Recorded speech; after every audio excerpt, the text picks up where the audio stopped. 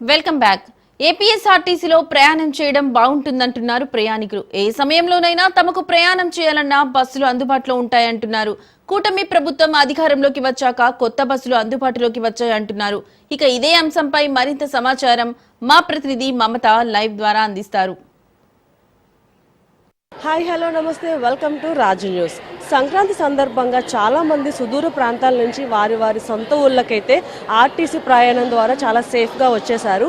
ఇప్పుడు వారు తిరిగి ప్రయాణం అయ్యే టైం కూడా వచ్చింది కాబట్టి సో వాళ్ళని అడిగి వాళ్ళు సేఫ్గా వచ్చారా లేదన్నా ఇబ్బంది పడ్డారా తెలుసుకుందాం పదండి.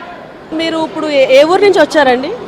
విజయనగరం నుంచి వచ్చాము. విజయనగరం నుంచి వచ్చాము. ఓకే, సో విజయనగరం నుంచి వచ్చినప్పుడు కానీ వెళ్తున్నప్పుడు కానీ ఏమైనా మీకు ఇబ్బంది కానీ అనిపించలేదు ఈ బస్సు ప్రయాణాల్లో? వాటిలో వచ్చినప్పుడు ఏమీ అనిపించలేదు. ఎప్పుడు కూడా బస్కే వస్తాం. వచ్చినప్పుడు వెళ్ళేప్పుడు కూడా బస్కే, అటువంటి అనిపించలేదు. ఏమైనా స్పెషల్ బస్సెస్ ఏమైనా వేసారా మీకు? స్పెషల్ అంటే తెలియదండి, డైరెక్ట్గా వచ్చేస్తుంది అంటే టికెట్స్ అన్ని మీకు బాగానే టైంకి ఇచ్చేస్తున్నారండి. ఇప్పుడు ఎక్కడికి వెళ్తున్నారు? మచిలీపట్నం వెళ్తాం. మచిలీపట్నం బస్ ఫెసిలిటీస్ అనేవి మనకి ఆర్టీసీ బస్సెస్లో సేఫా లేకపోతే రిస్క్ అంటారా?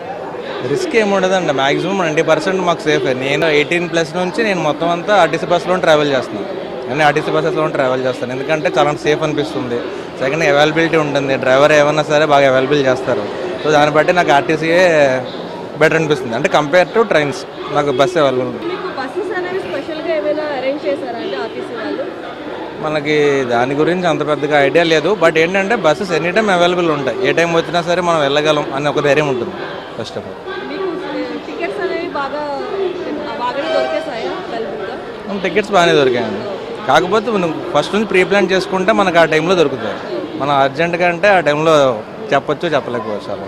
సో ఎక్కడి నుంచి వచ్చారు? నేను ఖమ్మం నుంచి వచ్చాను. ఖమ్మం నుంచి కూడా మీరు బస్సులోనే వచ్చారు? ఎస్.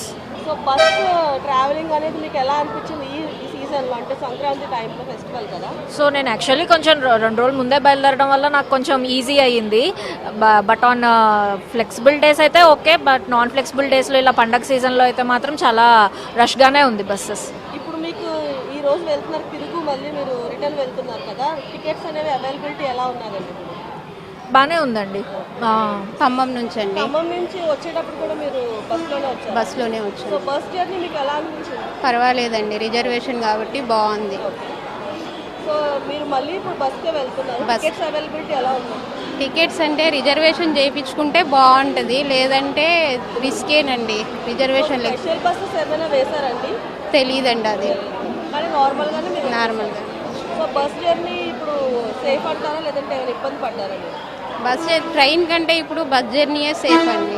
సో మీకు ఎలా అనిపిస్తుంది ఈ బస్ జర్నీస్ ట్రావెలింగ్ టైం? బాగానే ఉందండి. టికెట్స్ అన్ని కూడా అవైలబిలిటీ ఉంది. మీరు ఎక్కడికి వెళ్తున్నారు? సత్తుపల్లి నుంచి వచ్చామండి. ఓకే, సత్తుపల్లి వెళ్తున్నాం రిటర్న్ జర్నీ. మీకు ఎలా అనిపించింది ఈ ప్రయాణం? బస్సు బాగుంది మేడం, అంతా బాగానే ఉంది. ఓకే బాగుంది.